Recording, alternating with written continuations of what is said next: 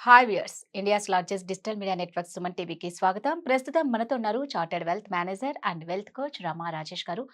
So రిజెక్షన్ని ఎలా handle చేయాలి అంటే, ఎవరన్నా మనల్ని రిజెక్ట్ చేశారు అంటే, ఫర్ ఎగ్జాంపుల్ మనం దానికి డిప్రెషన్లోకి వెళ్ళిపోయి, మనం బాధపడి మన చుట్టూ ఉన్న ఫ్యామిలీ మెంబర్స్ని బాధ పెట్టకుండా మనం దాన్ని ధైర్యంగా ఎలా పోరాడాలి అంటే, ప్రతి ఒక్కరి లైఫ్లో జరిగేది ఇది. సో ప్రతి ఒక్కరూ తెలుసుకోవాలి దాని గురించి. ఇప్పుడు రమా రాజేష్తో మాట్లాడతాను. హాయ్, నమస్తే. నమస్తే రాధా. సో ఇందాక మాట్లాడుకున్నట్లు ఈ రిజెక్ట్ చేసుకోబడడం అనేది ప్రతి ఒక్కరికి ఏదో ఒక విషయంలో ఉంటుంది రమ్మ. ఏదర్ లవ్ కానీ, మ్యారేజ్ కానీ, స్టడీస్ కానీ, జాబ్ కానీ. ఇది లేకుండా ఏ లైఫ్ ఎవ్వరిది ఎండ్ అవ్వదు. రైట్. బట్ ఈ రిజెక్షన్ని ఎలా హ్యాండిల్ చేయాలి అనేది చాలా మందికి తెలియక ప్రాబ్లమ్స్లో మునిగి తేలుతూ ఉంటారు. ఫస్ట్ దీన్ని ఎలా హ్యాండిల్ చేయాలి? ఇది చాలా మంది ఫేస్ చేస్తుంటారు. ఇన్‌ఫాక్ట్ ఎవ్రీబడీ ప్రతి ఒక్కళ్ళు కూడా ఏదో ఒక పాయింట్‌లో రిజెక్షన్‌ని ఫేస్ చేస్తారు. సో, ఈరోజు మనం బేసికల్‌గా ఫస్ట్ టైమ్ రిజెక్షన్ ఫేస్ చేసినప్పుడు ఎట్లా హ్యాండిల్ చేయాలి అని తెలుసుకుందాం. అందులో కూడా ఫస్ట్ టైమ్ ఇంటర్వ్యూలో రిజెక్ట్ అయినా, లేకపోతే ఫస్ట్ టైమ్ లవ్‌లో రిజెక్ట్ అయినా ఇవి చాలా పెయిన్ వస్తాయి. మిగిలిన వాటితో పోల్చుకుంటే ఫస్ట్ టైం రిజెక్షన్ హ్యాండిల్ చేయడం చాలా డిఫికల్ట్ అవుతది. సో, ఎక్కువ పెయిన్‌ఫుల్ లవ్ రిజెక్షన్ కాబట్టి నేను దాని గురించి మాట్లాడతాను ఇవాళ. అండ్ వాటెవర్ నేను ఇక్కడ ఏం చెప్తున్నానో ఇవన్నిటికీ అప్లికేబుల్ అవుతాయి. సో, రిజెక్షన్ అనేటప్పటికి ఫస్ట్ మనకొచ్చింది ఏంటంటే, వాళ్ళు మనని కన్సిడర్ చేయలేదు. ఎవరైనా లవ్‌లో తీసుకుందాం. నేను ఎవరికైనా ప్రపోజ్ చేశాను, వాళ్ళు నన్ను యాక్సెప్ట్ చేయలేదన్నప్పుడు నాకు ఫస్ట్ ఫీలింగ్ ఏంటి? నేను బాగలేనేమో, నేను వర్తీ కాదేమో, నేను లావుగా ఉన్నానేమో, నేను తెల్లగా ఉన్నాను, నల్లగా ఉన్నాను. సో, ఏదో ఒక క్వాలిటీస్ మనలో లేనివి, ఉన్నవి అవి ఎక్కువగా ఊహించుకుంటారు. అది ఊహించుకొని వాళ్ళు దాన్ని ఇంకా ఇంకా దానిపైన ఫోకస్ చేసి ఫస్ట్ వాళ్ళని వాళ్ళు యాక్సెప్ట్ చేయరు. కరెక్ట్. వాళ్ళని వాళ్ళు రిజెక్ట్ చేసేస్తారనమాట. నేను కరెక్ట్ కాదు, నేను ఇలా ఎందుకు పుట్టాను? అండ్ దెన్ స్లోలీ దాన్ని ఒక ఫ్రస్ట్రేషన్‌లోకి అండ్ స్ట్రెస్‌లోకి వెళ్ళిపోతుంది. సో, మోస్ట్ ఇంపార్టెంట్ ఇక్కడ మనం గుర్తుపెట్టుకోవాల్సింది రిజెక్షన్‌కి first and most important is rejection అన్నది నీకు ఒక ప్రొటెక్షన్ లాంటిది. Protection from a god. నేను ఎందుకో ఎక్స్‌ప్లెయిన్ చేస్తాను ఇన్ డీటెయిల్డ్‌గా. బట్ ఈ పాయింట్ గుర్తుపెట్టుకోవాలి. Rejection is a protection from God. For example, ఎవరైనా రిజెక్ట్ చేసే ముందు, ఈ లవ్ కానీ ఏదైనా రిజెక్ట్ చేసే ముందు 4 వేస్‌లో వాళ్ళకి నీకు చూపిస్తారు. నేను రిజెక్ట్ చేస్తున్నాను అన్నట్టుగా. 4 డిఫరెంట్ వేస్‌లో వాళ్ళు బిహేవ్ చేస్తారు. నీకు ఆ బిహేవియర్ బట్టే అర్థమైపోద్ది. వీళ్ళు రిజెక్ట్ చేయడానికి రెడీగా ఉన్నారు ఆర్ వీళ్ళు రిజెక్ట్ చేస్తారు అనేసి. అయినా కూడా మనసు ఒప్పుకోదు. బికాజ్ ఎమోషనల్లీ వాళ్ళ మీద ఇన్వెస్ట్ చేసేస్తాం మనం. ఎమోషనల్లీ వాళ్ళకి కనెక్ట్ అయిపోతాం. దానివల్ల వాళ్ళకి ఇదవ్వలేక వాళ్ళేంటంటే రిజెక్షన్‌ని యాక్సెప్ట్ చేయలేకపోతారు. సో, ఈ ఫస్ట్ 4 వేస్ ఏంటో తెలుసుకుందాం. సో, ఫస్ట్ థింగ్ రిజెక్షన్ ముందు వాళ్ళేం చేస్తారంటే, వాళ్ళు యూజ్ చేసుకుంటారు బాగా. నిన్ను ఖచ్చితంగా అంటే వీడు ఎట్లాగో నన్ను వినట్లేదు, నన్ను విసిగిస్తున్నాడు అని they will start using you. Use చేసుకుంటారు. అయిన దానికి నాకు అది కావాలి తీసుకురా, నాకు డబ్బులు కావాలి ఇవ్వు. ఇట్లా ప్రతి దానికి నేను బాగా యూజ్ చేసుకుంటారు. ఇది నోటీస్ చేయరు.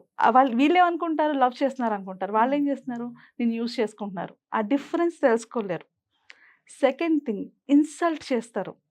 అందరి ముందు ఇన్సల్ట్ చేస్తారు. తక్కువ చేసి మాట్లాడతారు. ఎలా వదిలించుకోవాలో తెలియట్లేదు. వాళ్ళేం చేస్తారు? సో, తక్కువ చేసి మాట్లాడతారు. సో, తక్కువగా ట్రీట్ చేయడం, అందరి ముందు నేను కామెంట్ చేయడం ఆర్ ఏదైనా అని హర్ట్ చేయడం ఇలాంటివి చేస్తూ ఉంటారు. థర్డ్ స్టేజ్‌కి వచ్చేటప్పటికి అబద్ధాలు చెప్తూ ఉంటారు. వాళ్ళు బిజీగా లేకపోయినా నేను బిజీగానే ఉన్నాను, నేను ఇలా ఉన్నాను ఆర్ నేను తర్వాత మాట్లాడతాను, నాకు ఒంట్లో బాలేదు. ఇలా అబద్ధాలు చెప్పడం స్టార్ట్ చేస్తారు. సో, ఇక్కడ ఏం చేస్తున్నారు వాళ్ళు? ఫస్ట్ నేను యూజ్ చేసుకుంటున్నాను. నువ్వు అర్థం చేసుకోవట్లేదు. అయినా కూడా వాళ్ళు నెక్స్ట్ ఏం చేస్తున్నారు? నిన్ను ఇన్సల్ట్ చేస్తున్నారు. అయినా నువ్వు వాళ్ళు వెంట పడుతున్నావు. థర్డ్ స్టేజ్‌కి వచ్చేటప్పటికి ఇంకా అబద్ధాలు చెప్పడం స్టార్ట్ చేశారు. ఇంకెన్ని అబద్ధాలంటే అన్ని అబద్ధాలు. ఇది నాకు కరెక్ట్ కాదు అట్లా. ఇంకా లాస్ట్ స్టేజ్‌కి వచ్చేటప్పటికి ఇగ్నోర్ చేస్తారనమాట. నువ్వు ఒకళ్ళు ఉన్నావని కూడా పట్టించుకోరు. వీళ్ళకి సడెన్‌గా ఇదేంటి ఇంతవరకు బానే ఉన్నారు కదా! సడెన్‌గా ఏమైంది అని అనుకుంటారు. దీని తర్వాత దే విల్ టెల్ యూ నేను రిజెక్ట్ చేస్తున్నా, నాకు ఇష్టం లేదు అని అక్కడ చెప్తారు వాళ్ళు. సో, ఈ ప్రాసెస్ అంతా అయిన తర్వాత నీకేం అర్థమైంది? వాళ్ళు నిన్నెంత తక్కువగా వాల్యూ చేస్తున్నారు. నీ వాల్యూని కంప్లీట్‌లీ డిగ్రేడ్ చేసేసారు వాళ్ళు. సో, అలాంటి వాళ్ళతోని నువ్వు వాళ్ళ వెంటే పడి నేను ఫ్యూచర్‌లో నేను వాళ్ళతోనే ఉంటాను అని అనుకుంటే ఫ్యూచర్ అంతా ఎలా ఉంటది నీది? హౌ హారబుల్ నీ లైఫ్. నిన్ను యూజ్ చేసుకోవడమే కాకుండా నిన్ను విపరీతంగా ఇన్సల్ట్ చేసి, అందరి ముందు నవ్వుల పాలు చేస్తుంటే నీ లైఫ్ ఎంత హారబుల్‌గా ఉంటది. సో, వాళ్ళు ఇప్పుడు రిజెక్ట్ చేయడం ఎంత పెద్ద ప్రొటెక్షన్ నీకు. ఇట్ ఈస్ బెటర్ ఇప్పుడే నువ్వు బయటికి వెళ్ళిపోవడం కష్టమే, ఈజీ అని నేను చెప్పను. బట్ ఇదే టైం నువ్వు అర్థం చేసుకోవాల్సింది ఏంటంటే this person is not for me, వీళ్ళు నాకు కాదు అని నువ్వు ఎప్పుడైతే అర్థం చేసుకోగలిగావో ఇక్కడి నుంచి బయటపడడం సులువు అవుతుంది. ఇన్ఫ్యాక్ట్ నన్ను అడిగితే ఎప్పుడైతే నీకు ఇవన్నీ కనబడుతున్నాయి, ఒకళ్ళు యూజ్ చేసుకుంటున్నారు, అబద్ధాలు చెప్తున్నారు, నేను ఇన్సల్ట్ చేస్తున్నారు, ఆ టైంలో వాళ్ళు రిజెక్ట్ చేయడం కన్నా ముందు మనమే రిజెక్ట్ చేయాలి వాళ్ళని. బికాజ్ అర్థమవుతుంది కదా వాళ్ళకి ఇంట్రెస్ట్ లేదని, అయినా వెంట పడుతున్నావు అంటే ఏంటి, నువ్వు నీకు వాల్యూ తగ్గించుకుంటున్నావు. నీ వాల్యూని నువ్వు తగ్గించుకోబట్టి వాళ్ళు నీకు వాల్యూ ఇవ్వటం లేదు. లైక్ నేను తిడుతున్నా నా వెంటే పడతాడేంటే బాబు, నా వాళ్ళు చాలా మంది ఉన్నారు. ఎందుకు అంటే నా వాల్యూ నేను తగ్గించుకుంటున్నాను కాబట్టి వాళ్ళకి అవకాశం ఇస్తున్నాను కదా. ఫస్ట్ మనం తెలుసుకోవాల్సింది రిజెక్షన్ టైంలోని నాకు నేను ఉండాలి, I should be there for me. Next నాకు కావాల్సింది అంటే ఇది ప్రొటెక్షన్, ఇది నా మంచిగా జరిగిందని నేను ఎప్పుడైతే తెలుసుకుంటానో దాన్ని సెకండ్ లెవెల్ రియలైజేషన్. నేను ఏం మిస్టేక్ చేశాను ఆర్ ఆ పర్సన్కి నాకు ఏం నప్పలేదు. ప్రతి ఒక్కరికి different types of love languages ఉంటాయి. అంటే ఇప్పుడు నాకు మాట్లాడడం ఇష్టం, అవతల వ్యక్తికి గిఫ్ట్స్ ఇష్టం. సో నేను వెళ్ళి మాట్లాడుతూ ఉంటే వాళ్ళేమో ఇది ఎప్పుడు మాట్లాడే గిఫ్ట్ కూడా తేదని అవతల వాళ్ళు అనుకుంటారు. సో వాళ్ళ లవ్ లాంగ్వేజ్ అది, నా లవ్ లాంగ్వేజ్ ఇది. సో నాకు అర్థం కావాలి ఏంటి, ఎందుకు నాకు ఆ పర్సన్కి సెట్ అవ్వలేదు అని రియలైజ్ అవ్వాలి. వాట్ ఈస్ ద రీజన్, ఇది నాకు ఎందుకు వర్కౌట్ అవ్వలేదని. ఎప్పుడైతే నేను రియలైజ్ అయ్యాను ఇది నాకు వర్కౌట్ అవ్వట్లేదు, ఇది నాది కాదు అని నేను రియలైజ్ అయ్యాను, నాకేంటి కావాలని క్లారిటీ నాకు అక్కడ వస్తుంది. నీకు ఎప్పుడైతే ఆ క్లారిటీ వచ్చిందో నెక్స్ట్ నువ్వు తీసుకోబోయే డెసిషన్లోని అది చాలా హెల్ప్ అవుతుంది. ఇట్ విల్ గివ్ యూ అంటే ఇప్పుడు ఫస్ట్ ఇంటర్వ్యూలోని నా ఎగ్జాంపులే చెప్తాను. నేను నా ఫస్ట్ జాబ్ని క్రాక్ చేయడానికి ముందు నేను 14 రిజెక్షన్స్ని ఫేస్ చేశాను ఇంటర్వ్యూస్లోని. అది నేను కావాలని వెళ్ళి చేసినవి, ఎందుకంటే నాకు ఒక టార్గెట్ ఉండే, నేను కంపల్సరీగా నా ఫస్ట్ శాలరీ ఒక 15,000 or 14,000 తెచ్చుకోవాలి అని ఒక టార్గెట్ ఉంది నాకు. సో నేను ఆ టార్గెట్ రీచ్ అవ్వాలంటే అసలు ఇంటర్వ్యూలో ఏం క్వశ్చన్స్ అడుగుతారో నాకు తెలియదు కదా. సో ప్రతి ఇంటర్వ్యూకి వెళ్ళడం, అందులో ఆ ఇంటర్వ్యూలో రిజెక్ట్ అవ్వగానే అక్కడ నేను ఏం నేర్చుకోవాలని తెలుసుకోవడం, ఇలా నేను చేశాను. బట్ నేను బాగా ఫీల్ అయిన ఇంటర్వ్యూ ఏంటంటే, ఒక ఇంటర్వ్యూకి వెళ్ళినప్పుడు నేను అన్ని విధాలుగా బాగానే చేశాను కానీ వాళ్ళు నన్ను రిజెక్ట్ చేశారు. అది నేను యాక్సెప్ట్ చేయలేకపోయాను. బికాజ్ నేను బాగా ప్రిపేర్ అయ్యాను, నేను బాగా ఇది అయ్యి వెళ్ళాను కదా, నేను దాన్ని యాక్సెప్ట్ చేయలేకపోయాను. కానీ ఆ తర్వాత నేను ఇంకా స్ట్రాంగ్ అంటే ఇంకా బెటర్గా ప్రిపేర్ అయ్యి ఇంకా బెటర్ శాలరీ వచ్చేదానికి వెళ్ళాలని ఒక 1 year తర్వాత నాకు తెలిసింది ఏంటి అంటే, ఈ కంపెనీని కంప్లీట్గా ఎత్తేసారు.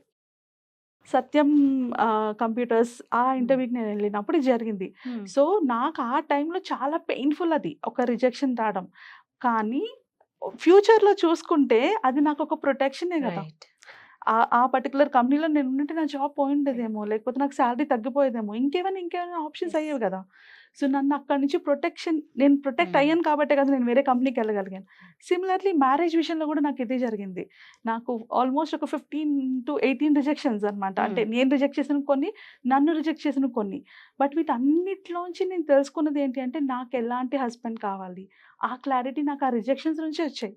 లిటరలీ నేను మ్యారేజ్ చేసుకునే టైంకి నేను ఒక 10 points రాసుకున్నాను, నా హస్బెండ్లో ఈ క్వాలిటీస్ ఉండాలి అని. అందులో 9 మ్యాచ్ అయిన హస్బెండే నాకు వచ్చారు. ఎందుకు జరిగింది, నేను ఎక్కడైతే రిజెక్షన్ని అది నాకు ఒక ప్రొటెక్షన్ కింద అనుకొని తర్వాత రియలైజ్ అయ్యి దాని నుంచి ఒక క్లారిటీ తెచ్చుకోవడం వల్ల. సో ఇది ఒక process. But at the same time rejection is a painful thing. ఇంత ఈజీగా జరిగిపోతుంది అని నేను అన్నాను. కానీ నీకు 2 choices ఉంటాయి. ప్రతి సిచ్యువేషన్లో కూడా ప్రతి ఒక్కరికి 2 choices ఉంటాయి. ఒకటి, ఇక్కడి నుంచి నేను ఏం చేస్తే నేను బాగుంటాను, లేదా ఇక్కడి నుంచి దీన్నే ఫీల్ అయ్యి నేను బాగుపడకూడదు. నేను ఇక్కడ ఉన్నాను, నాకైతే పైకి ఎక్కడానికి ఛాన్స్ ఉంది, కింద పడిపోవడానికి ఛాన్స్ ఉంది. ఇక్కడ ఈ రిజెక్షన్లో నేను చూస్ చేసుకున్న చాయిస్ బట్టి నా లైఫ్ అంతా డిపెండ్ అవుతుంది. సో అక్కడ 2 days 3 days ఏడ్చేసాయి, but get over with it. మొత్తంగా వదిలేయాలి. ఎంత బాధ అయితే అంత బాధ అనిపించి తిడతావా, వెళ్ళి ఫోన్ చేసి తిట్టే అయిపోయింది, ఎండ్ అంతే. అప్పుడు ఏం జరుగుతుందంటే, మోస్ట్ ఆఫ్ ద టైం మనం ఆ రిజెక్షన్ని ఎప్పుడైతే అప్పటికప్పుడు క్లియర్ చేసుకుంటామో నీ ఫోకస్ నెక్స్ట్ లెవెల్కి షిఫ్ట్ అవుతుంది, నీకు ఒక క్లారిటీ వస్తుంది. ఈ క్లారిటీ నీకు ఫ్యూచర్లో చాలా హెల్ప్ అవుతుంది. లైక్ ఐ సెడ్, ఇప్పుడు ఈరోజు నేను కావాలి అనుకున్న సంబంధం నాకు అవ్వకపోవడం వల్ల వాట్ ఐ ఫీల్ ఈజ్, ఈరోజు నేను ఇలా వచ్చి మాట్లాడగలుగుతున్నాను, నాకు సపోర్టివ్ హస్బెండ్ దొరికారు కదా. ఒక సపోర్టివ్ హస్బెండ్ దొరికారు, ఒక సపోర్టివ్ ఫ్యామిలీ దొరికింది. సో ఆ రోజు అది పెయిన్ఫుల్లే, బట్ ఈ రోజు అంటే నేను ఎంతో ఐ ఫీల్ సో థ్యాంక్ఫుల్ దేవుడికి అసలు చెప్పుకుంటుంటాను వాడు థ్యాంక్ యూ నాకు అది జరగలేదు ఇప్పుడు నేను ఇలా ఉండగలిగాను అనేసి. ఎంతమందికి దొరుకుతారు ఒక హస్బెండ్ రైట్. సపోర్ట్ చేసి నేను చూసుకుంటాను నువ్వు వెళ్ళు నువ్వు మాట్లాడు నువ్వు సక్సెస్ఫుల్ అవ్వని ఎంతమంది ఉంటారు. సో ఇప్పుడు నీకు రిజెక్షన్ పెయిన్ఫుల్ ఉన్నా remember it is your future right. Protection. So అందుకే అండి ఏ జరిగినా మన మంచికే, ఏ జరిగినా మన మంచికే అని అంటూ ఉంటారు. రైట్. ఖచ్చితంగా ఒకటి మన నుంచి మిస్ అయిందంటే దానికి మించి మంచిది మన దగ్గరికి వస్తుంది అని అనుకుంటే హ్యాపీగా ఉంటాం. Thank you. Thank you.